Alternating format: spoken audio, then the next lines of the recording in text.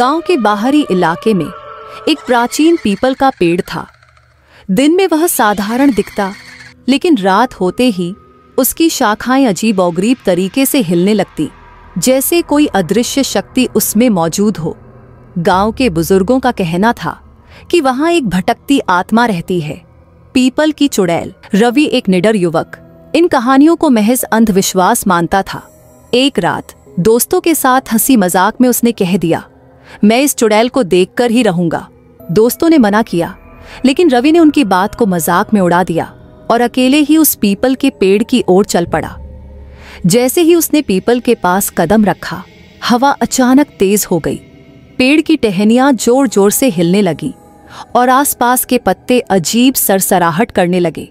रवि ने मोबाइल की फ्लैशलाइट जलाकर इधर उधर देखा, लेकिन कुछ नहीं दिखा। जैसे ही वह मुड़ने लगा, उसकी नजर पेड़ की सबसे ऊंची शाखा पर गई। वहां एक परछाई बैठी थी, लंबी पतली बिखरे बालों वाली, लाल आंखों से चमकती हुई। कौन है वहां? रवि ने हिम्मत जुटाकर पूछा।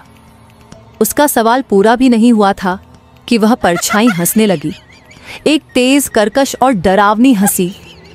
रवि का शरीर कांपने लगा। अचानक चुड़ैल ने अपनी भयानक उंगलियां बढ़ाई और हवा में झूलते हुए रवि की ओर लपकी।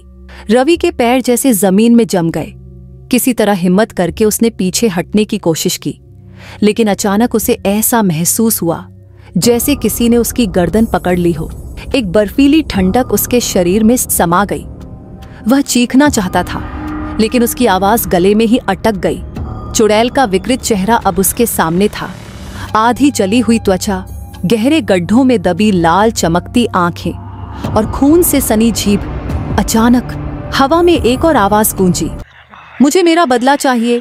तू इस पेड़ के पास क्यों आया?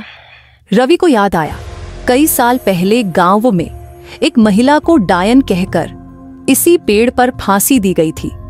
कहते हैं उसकी आत्मा बदला लेने के लिए हर रात भटकती थी।